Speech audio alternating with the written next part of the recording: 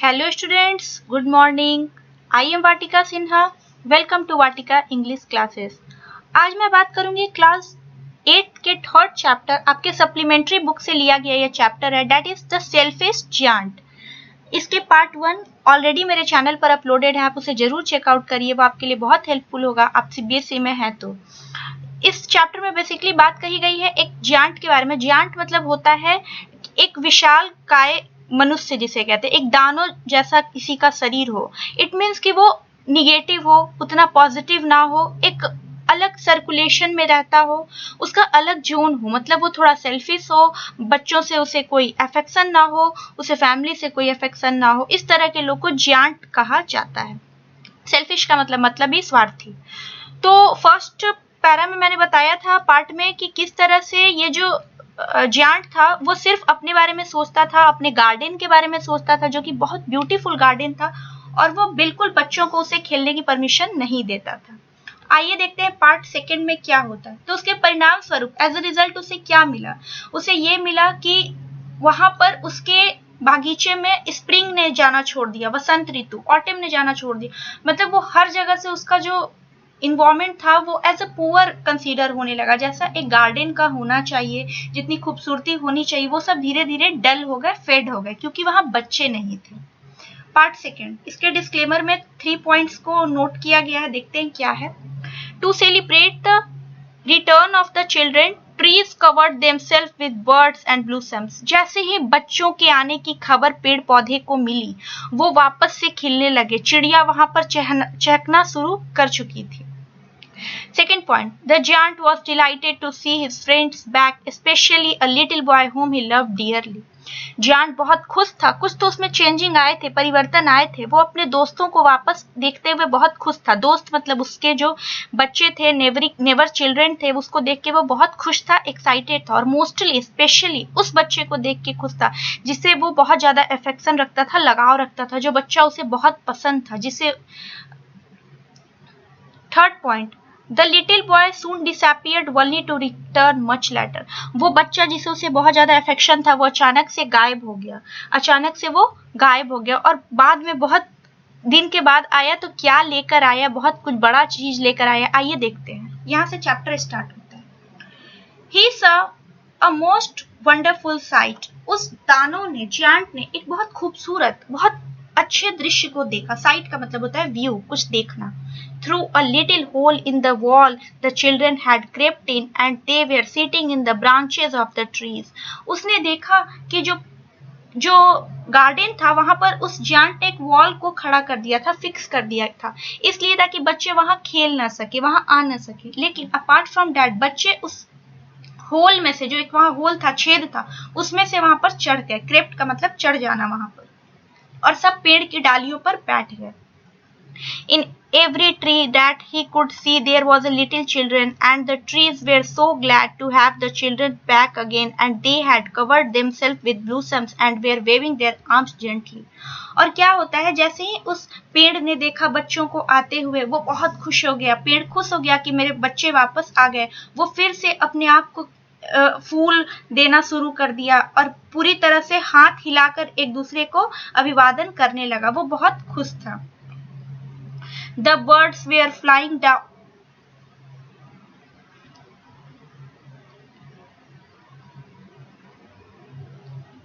The birds were flying down about and twittering with delight, and the flowers were looking up through the green grass and laughing.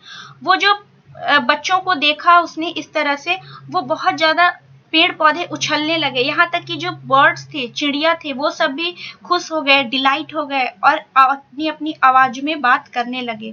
Flowers were looking up through the green grass and laughing. जो मैंने बताया था previous video में कि green grass से जो flowers बाहर आए थे, बट बच्चों को ना देख के वो नोटिस बोर्ड को वहां देखा जिसमें लिखा था कि बच्चे अलाउड नहीं है, उन्हें सजा मिलेगी। वो वापस चला गया था, जो फूल निकला था, बट जब बच्चों को उसने देखा तो वापस ब्लूसम हो गया, वापस आ गया। It was a lovely scene, बहुत खूबसूरत दृश्य था। Only in one corner it was still winter. लेकिन वहां पर अभी भी एक जगह था जहां पर अभी भी विंटर था, मतलब ठंड था, ठंड का मौसम वहां पर था। It was the farthest corner of the garden, and it was standing a little boy, वो कॉर्नर सबसे दूर था, वो गार्डन का कॉर्नर था, किनारा था जो कि सबसे दूर में था, और वहां पे एक छोटा बच्चा, बहुत छोटा बच्चा, लिटिल बॉय खड़ा था. He was so small that he could not reach up to the branches of the tree and he was wandering all round it crying bitterly. वो बच्चा चढ़ नहीं पा रहा था उस पेड़ पर क्योंकि वो बहुत छोटा था, क्लाइंब नहीं कर पा रहा था और वो इधर उधर भटक रहा था. वॉन्डर का मतलब इधर उधर घूमना और रो रहा था. क्राइंग बिटरली का मतलब तीखे स्वर में चिल्लाना.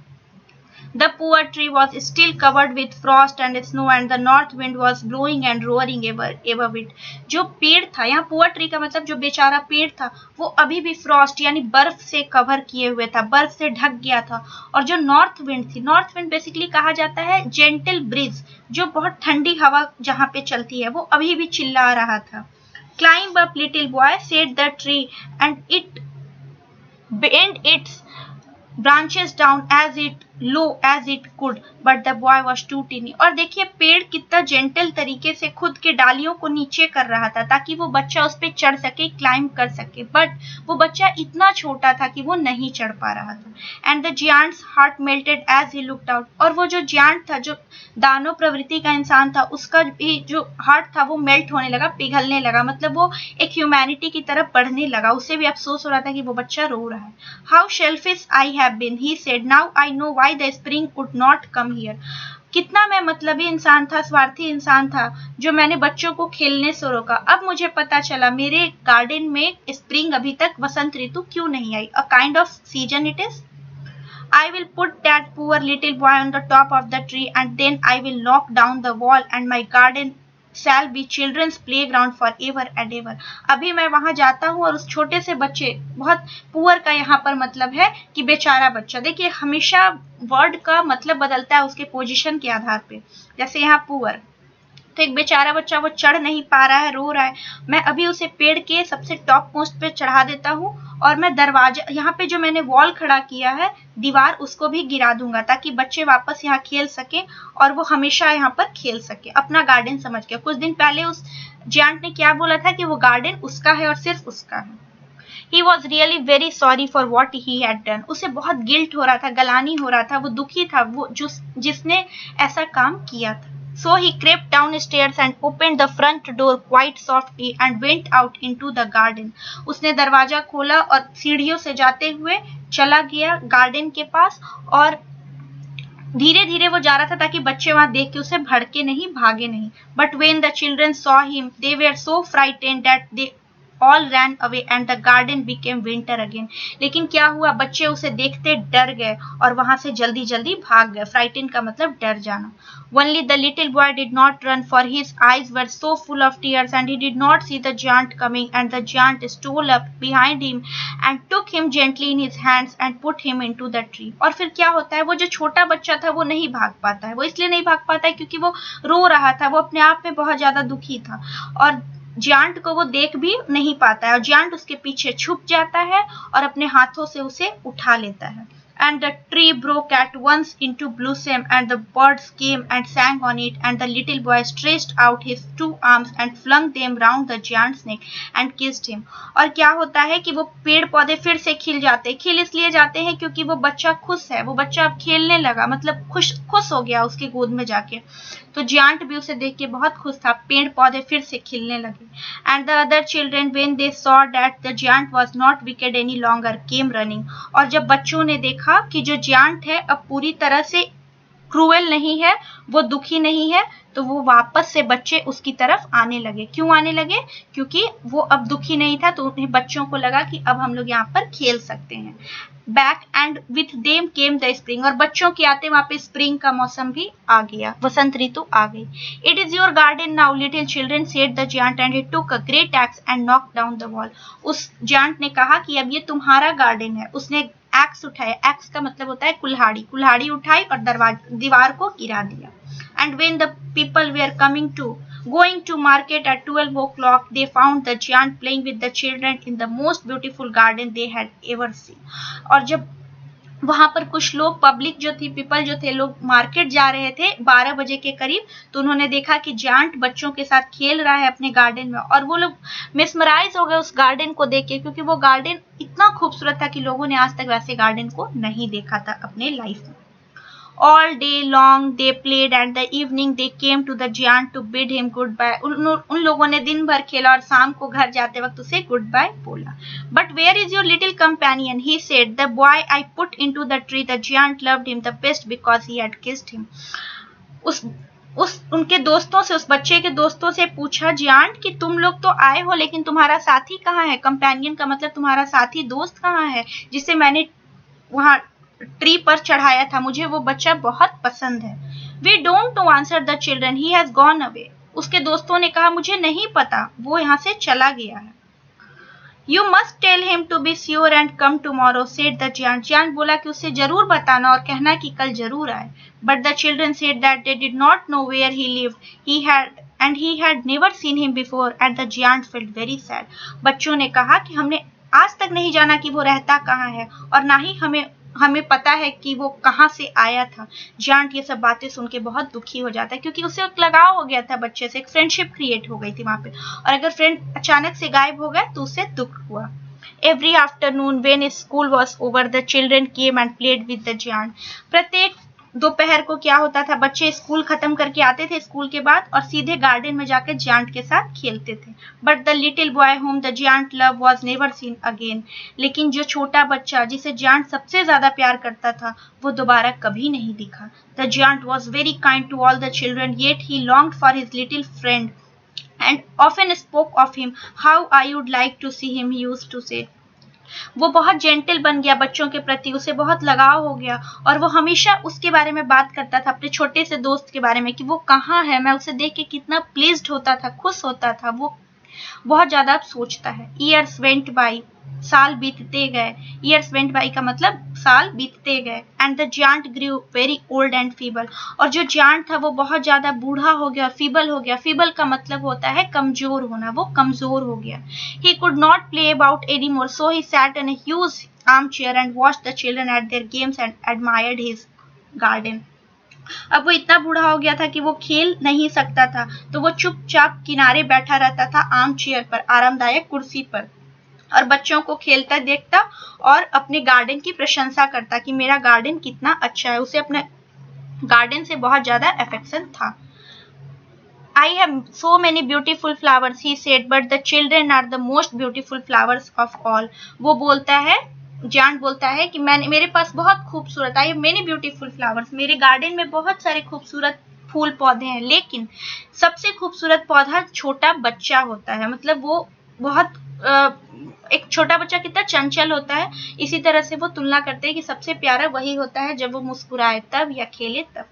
One winter morning he looked out of his window as he was dressing. He did not hate the winter now, for he knew it was merely the spring asleep and the flowers were resting.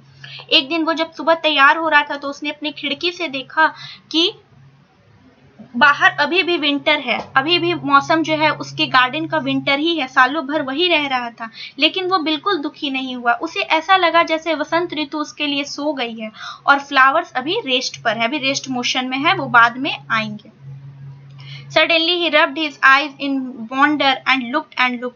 उसने अपनी आंख को ऐसे, जैसे होता है ना पानी मारना, जैसे एक रब किया, और उसके बाद बाहर देखने लगा. It certainly was a marvelous sight. वो बहुत खूबसूरत दृश्य था, mesmerizing खूबसूरत अनुभव था.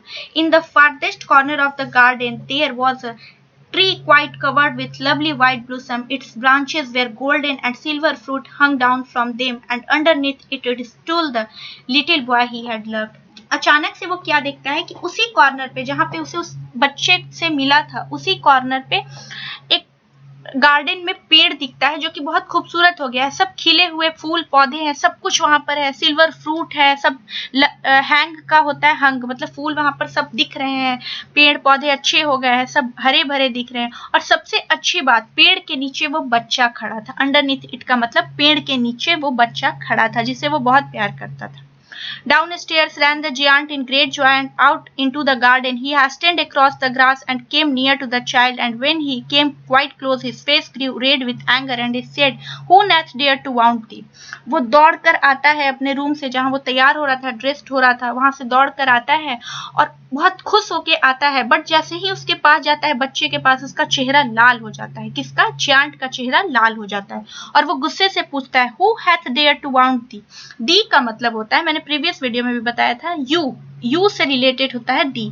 तो वो बोलता है कि ये किसने किया, किसकी मजाल कि तुम्हारे हाथ को तुम्हारे ऐसे किया। For on the palms of the child's hands were the prints of 2 nails and the prints of 2 nails were on the little feet. उस छोटे से बच्चे के हाथ के पंजे पे, पाम का मतलब होता है पंजा, जहाँ पे उंगलियां होती है, वहां पर निशान थे कुछ खरोचने के, मतलब स्क्रेच के, कुछ किसी ने नाखून से जैसे कुछ किया हो, और पांव पे भी उसके निशान थे, छोटे छोटे पांव थे, उसी पे निशान थे। Who had dared to wound thee? cried the giant. Tell me that I may take my big sword and slay him. तुम्हें ऐसे किस तरह से चोट पहुंचाई, किसने घाव दिया? वाउंड का मतलब होता है घाव देना। मैं अभी जाता हूं अपने तलवार निकाल के, स्वॉर्ड मतलब होता है तलवार निकाल के, और उसे बता के आता हूं। बहुत ज्यादा वो नाराज हो जाता है क्योंकि वो बच्चे से प्यार करता है और वो देखता है कि उसे इतना हरासमेंट हुआ है, इसलिए। ने answered the child, but these are the wounds of love. उस बच्चे ने कहा, ने का मतलब यहाँ नहीं। बच्चे ने जवाब दिया, ये प्यार की निशानी है। These are the wounds of love. ये कोई प्रेम का घाव है, मतलब ये किसी ने मुझे नफरत से नहीं किया है। Who art thou? Who art thou का मतलब who are you? दाऊ का भी मतलब और दी का मतलब दोनों सेम होता है, you. Who are you? तुम कौन हो? said the giant, and a strange awe fell on him, and he knelt before the little child. अब क्या होता है, giant बहुत ज्यादा विचलित हो जाता है, वो अनुभव करता है कुछ अलग, स्ट्रेंज। क्यों ऐसा? क्योंकि एक छोटा बच्चा है, वो इस तरह की बातें कर रहा है। हम एक्सपेक्ट नहीं करते कि एक छोटा बच्चा इस तरह की बातें करेगा। तो वो बोलता है, तुम कौन हो? और वो उसके सामने घुटने टेक देता है। नेल्ट का मतलब घुटने टेक के बैठना। And the children smiled on the giant, and the child smiled on the giant and said to him, you let me play once in your garden. Today you shall come with me to my garden which is paradise.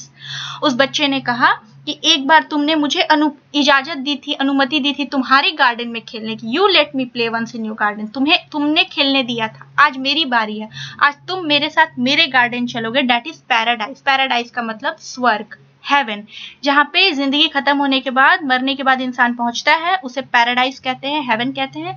तो बोलते हैं कि तुम अब मेरे garden चलोगे। Garden यहाँ पे कोई एरिया नहीं था, डेट इज लोक, स्वर्ग लोक, पैराडाइज उस तरह से था। And when the children ran in that afternoon, they found the giant lying dead under the tree, all covered with white blossoms. और जब बच्चे वापस आते हैं आफ्टरनून में खेलने के लिए स्कूल के बाद, बाकी बच्चे, तो देखते हैं कि वो जियांट पेड़ के नीचे मरा हुआ था। उस पेड़ के नीचे डेड बॉडी पड़ी हुई थी और वो पूरी तरह से व्हाइट ब्लूसम्स, व्हाइट कलर के फ्लावर से ढका हुआ था। मतलब कि क्या आपको देखने को मिला कि व्हाइट कलर के फ्लावर से उसे पूरी तरह से ढक दिया था। तो वो बच्चे के रूप में कौन था? वो बच्चा नहीं था, ऑलमाइटी, ईश्वर थे। वो डायरेक्ट उसे लेने आए थे, उसे एक एहसास कराने आए थे कि अब अच्छे कर्म कर लो, तुम्हारी मौत नजदीक है। जब होता है ना, हमारे बुक्स में भी, रिलीजियस बुक्स में भी लिखा रहता है कि जब इंसान का डेथ नजदीक होता है तो उसे पॉजिटिव थिंकिंग डेवलप होती है, उसने क्या क्या गलतियां करी है जिंदगी में, तो वो सब अब वो अमेंड कर रहा था, उसमें सुधार करने की कोशिश कर रहा था। इसीलिए उसने बच्चों को खेलने की परमिशन दी थी, बट एट द एंड उसकी डेथ इस तरह से लिखी हुई होती है। इसे लिखा है ऑस्कर वाइल्ड में, ऑस्कर वाइल्ड ने। फर्स्ट चैप्टर अपलोडेड है चैनल पर, पार्ट आप जरूर देखिए, सेकंड पार्ट है, इसे भी जरूर देखिए। नेक्स्ट वीडियो होगा इसके क्वेश्चन आंसर के ऊपर होगा। अगर मेरा वीडियो पसंद आता है उसे लाइक करें, शेयर करें, फैमिली फ्रेंड्स में सब्सक्राइब जरूर करें और बेल आइकन पर क्लिक जरूर कर दें ताकि मेरे अपडेटेड वीडियोस टाइमली आप तक पहुंच सके। मैं मिलती हूँ आपको नेक्स्ट क्लास में, तब तक अपना ध्यान रखें। Thank you so much.